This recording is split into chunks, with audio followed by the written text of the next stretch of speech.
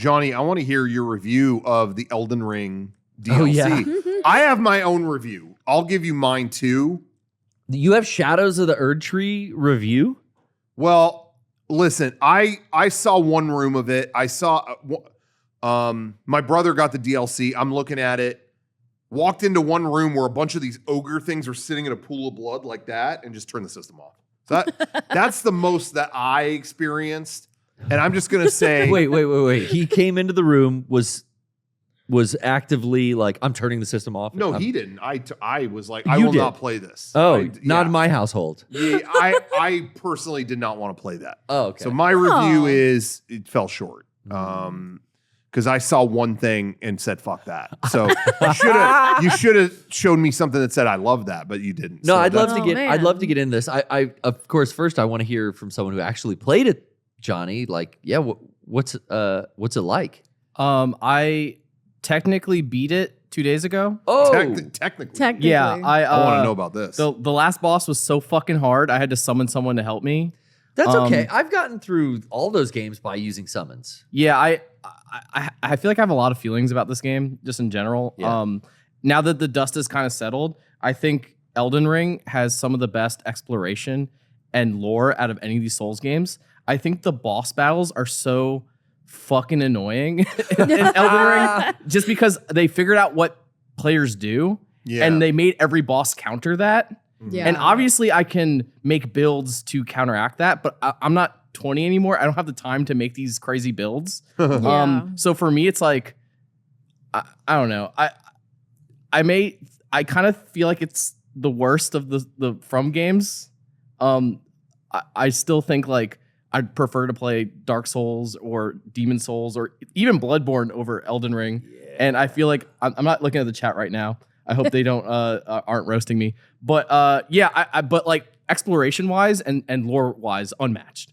Yeah, but, the exploration's insane. Yeah, like that's what cooked me, and I haven't beaten the core game, so I'm not moved on to Shadows. But yeah, exploration's the best. Oh my god, I'm so bad at these games that all I'm doing is exploring. Yeah. And then sometimes I'll dip in and try and beat a boss, fail, and then explore more. Yeah, exactly. Well, I'm just reviewing from my perspective. A lot of hidden bullshit enemies. You don't like the sneak attacks. Where is this? Where is that? I'm looking around. I don't see it. From my perspective, a 0 out of 10 for me. Does your brother play online at all or no?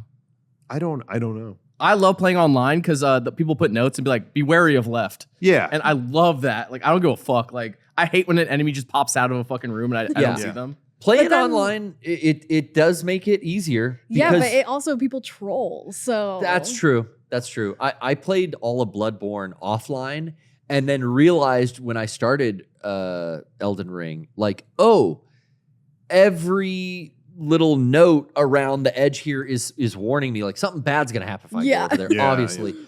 I don't even know how the fuck I got through Bloodborne without any of that, because it makes it way harder. You just go, oh, don't go there again because that guy's gonna jump out of nowhere, or the log will swing down and smash you. I just figured all that out on my own, and then it wasn't till the Elden Ring game really like showed me, oh, you should be playing online. An issue I have kind of with Elden Ring is the game kind of doesn't go into this, and I mean, obviously all of them are obtuse in their own way. Yeah. But you have more invincibility frames in that game jumping than you do rolling. And it's like I'm playing, this is like the 5th game I've played of this series, and like I'm roll pilled. Like I'm rolling. That was my tactic too. And every boss has this like delayed movement on their swing. And it's like and they like I said, they designed every boss to like the devs know what you do when you panic. And it just every boss fucking snipes you if you even panic for a second. And so that kind of like, I don't know. Like I said, when the dust settled, I feel like I'd prefer to play Bloodborne. It just sounds like a broken game. Personally, I just think maybe they didn't know what they were doing. But that's okay. Chat's telling me that's not hard true, to make a game. I loved seeing clips of streamers on like day 1 and day 2 of the release. Yeah. Having meltdowns and rage quitting and going like, well, I just deleted it from the hard drive. Not going to be playing that again. Oh my it's like, God. yeah, it's day 2, dude. The devs don't want you to beat it on stream in 2 days. So Yeah. No. it makes sense that it's that hard. Yeah, I mean, I'm dogging on it because I always think it's funny to give a bad review based on having no skill or skin in the game whatsoever. Sure. I'm obviously joking. I've heard that it scales like differently. Like it's super hard no matter what level you are. Yeah. Because it's not about your EXP and your levels and your stats from the previous game. I've heard, is this true, Johnny, that it's as you collect these things by exploring. Yeah, so this is what I was going to bring up. You get a boost in power that gives you just a little bit more of the stats you used to have. Yeah. And it's not until you've explored everything that it's like, okay, now I'm back to where I was before the DLC full stats. Yeah. But that's what I was just going to say. Good way to slow you down. I'm not playing it. I've just been observing it from afar. And the amount of people bringing it up in the chat too, these streamers throwing tantrums about how hard it is. Funny. I won't play. It's too hard. Nah, it's over. I'm not. It's too hard.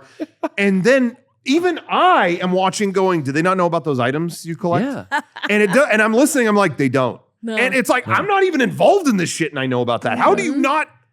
Have you encountered that, Johnny? Or, I love this system. You're getting these items. Awesome. I guess it looks like it's called Scattered Tree, but it's apparently pronounced Shadow Tree. Okay. And I love it because you have to explore. And exploring is my favorite part of these games. Yeah. It just, your base stats don't really matter. Yeah. You just it raises the percentage of like what your base stats are in comparison to like the DLC. So like your stats might as well be 0 until you start collecting these things. Yeah. Okay. So people were going to the DLC with their level 300 character and getting one-shotted and be like, what the fuck is wrong with this game? So I love this as gamist, a video gamist. As a gamer American, what a brilliant gamer American. What a brilliant development tool that they put in to get you the most bang for your buck out of their DLC. Because what is it, like $30? It's 40. Okay, that's an expensive DLC. That's amazing. That is- Seriously. It's almost as big as the base game. And you know what? No I haven't shit. heard, Awesome. I haven't Awesome. heard one Elden Ring fan complain about the price because it's just like, it's Isn't that funny? Yeah. it's Anybody this else game, does that yeah. shit? It's like, oh, they fuck these greedy assholes. Capcom Elden does Ring, it's that? like, Yeah. when is it? Yeah, $40? Yeah, when? Yeah, please.